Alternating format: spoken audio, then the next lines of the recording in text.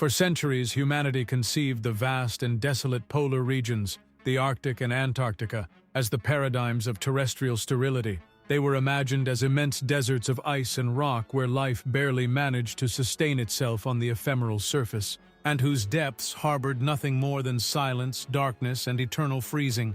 This vision, however, has been dramatically rewritten by the bold scientific missions of recent decades, which have challenged the limits of engineering and exploration. In the most inaccessible corners of the planet, researchers have penetrated the colossal ice sheet, revealing a reality so astonishing that it seems extracted from the annals of astrobiology: the existence of active, robust, and completely hidden ecosystems under kilometers of solid glacial ice. The scope of what scientists have unearthed in pristine environments like Lake Enigma and Lake Mercer has not only revolutionized fields like geobiology, polar oceanography, and glaciology, but has forced the revision of the fundamental postulates of biology about extreme habitability. Under hydrostatic pressure sufficient to collapse an advanced engineering submarine, and in a darkness that has reigned uninterruptedly for hundreds of thousands of years, life, far from being limited to surviving in a latent state, surprisingly thrives and evolves in a genetic and physical isolation without parallel on Earth.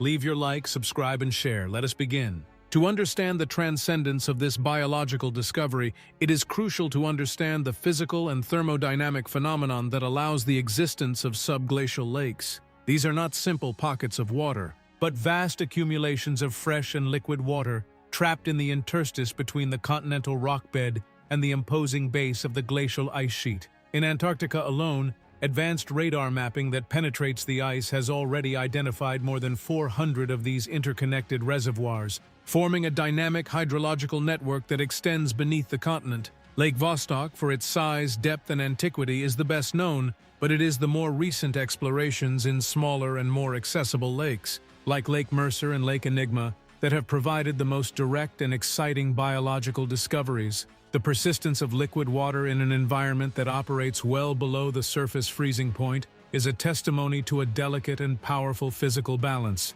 maintained by three main factors. The immense mass of ice acts as an extraordinarily efficient thermal insulator, essential for retaining the radiogenic or geothermal heat that constantly emanates from the deep interior of the Earth, preventing it from dissipating toward the frozen surface. The colossal weight of the ice sheet exerts extreme pressure, which can exceed 350 atmospheres that, according to the Clapeyron principle, has the crucial effect of reducing the melting point of water, allowing it to remain in liquid state even at temperatures slightly below zero. Finally, the slow but constant movement of the ice mass over its rocky bed and within itself generates a constant amount of frictional heat. This process, combined with geothermal input, continuously feeds these underground aquifers, creating dynamic hydrological systems that expand and contract cyclically, even causing the rapid draining and filling of some lakes. In the early 2020s, the SALSA, Subglacial Antarctic Lakes Scientific Access Project,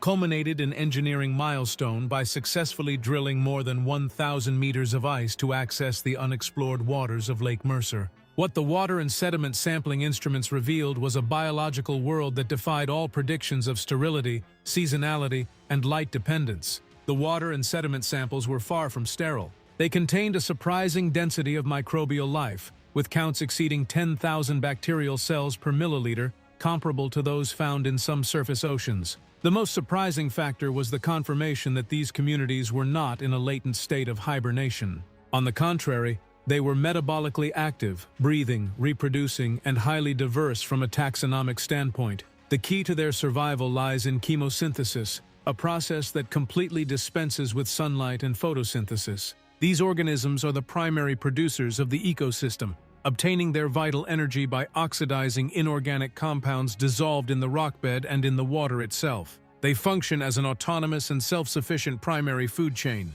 using the oxidation of compounds such as ammonia, ferrous iron, manganese, and particularly sulfur compounds and methane as chemical fuels. They are, in essence, lithotrophs, literally rock eaters, beings that process the geochemistry of the subsoil to generate the energy necessary for cellular life and to build organic biomass. The most impactful discovery, and the one that generated the most debate in the scientific community, came from the analysis of sediment cores extracted from the lake bed. Scientists recovered fossilized shells of tiny crustaceans, possible copepods and ostracods, fragments of terrestrial plants, including pollen and well-preserved plant remains, and notably well-preserved remains of tardigrades. The presence of multicellular organisms, macrofauna, and flora remains in an environment sealed under ice for millennia was profoundly disconcerting, since chemosynthesis typically only supports microbial ecosystems. Currently, the scientific debate focuses on two main hypotheses.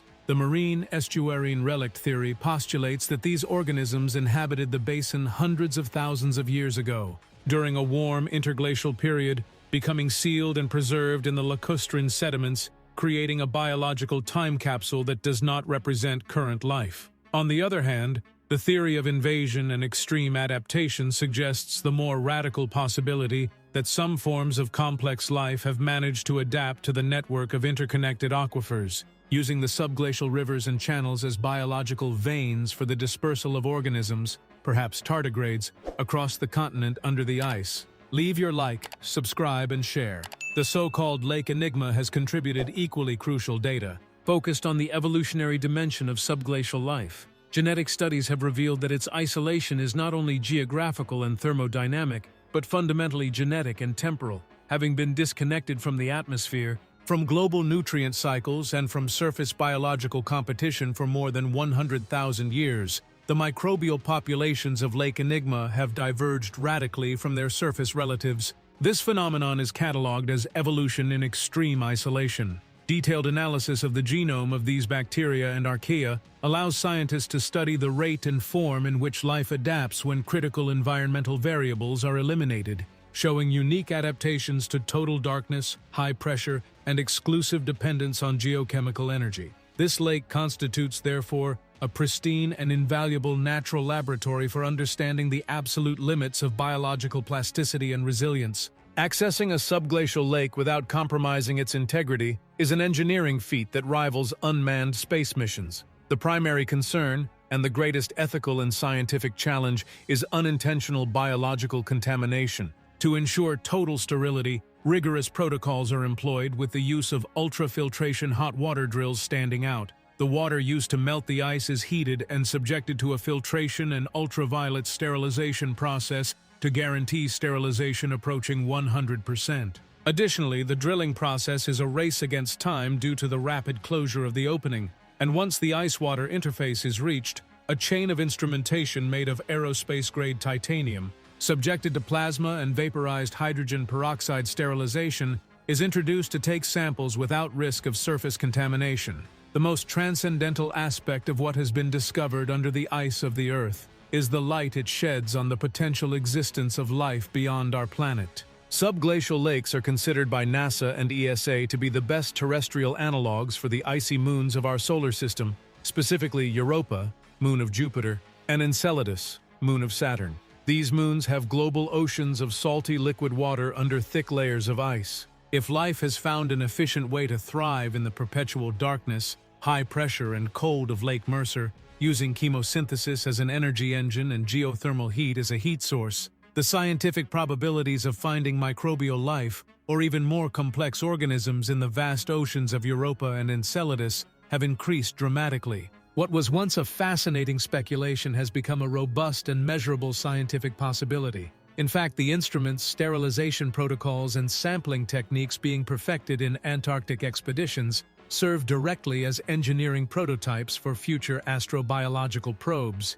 such as NASA's Europa Clipper mission. Despite their millennial isolation and apparent stability, these hidden worlds are now under a growing existential threat: global climate change. A significant risk is hydrological destabilization. If the ice sheet thins or fractures sufficiently, the pressurized water from a subglacial lake can be released violently and catastrophically toward the surface and ocean in an event known as a subglacial flood, or Jokulhlaup. This would not only mean the instantaneous destruction or alteration of the isolated ecosystem, but would also inject vast amounts of fresh water into the surrounding ocean, altering salinity and potentially impacting global marine currents significantly. The discovery of these ecosystems confers on us a new and urgent ethical reason to protect the stability of glaciers. We are not only losing ice, but risking the loss of irreplaceable biological archives and unique life forms that contain secrets about the tenacity, adaptation, and limits of life in the universe.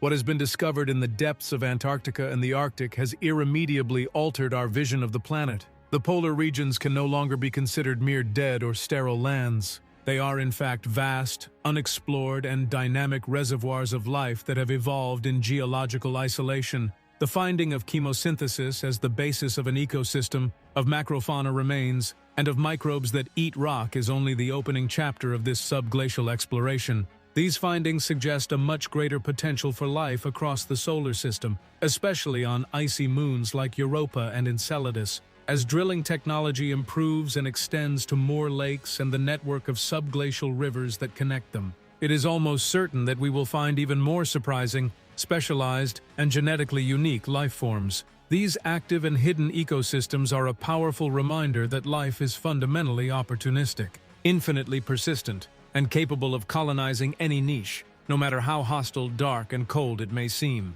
The deepest lesson these hidden worlds leave us is scientific humility. We believed the biological map of our planet was complete, but it turns out that just below our feet, in the soundless and pressurized depths of glaciers, a biological heart has been beating that has been silently evolving for eons, waiting for the right moment to reveal its secrets. Ice is not the end of life, but a gigantic incubator. Leave your like, subscribe, and share. Until next time.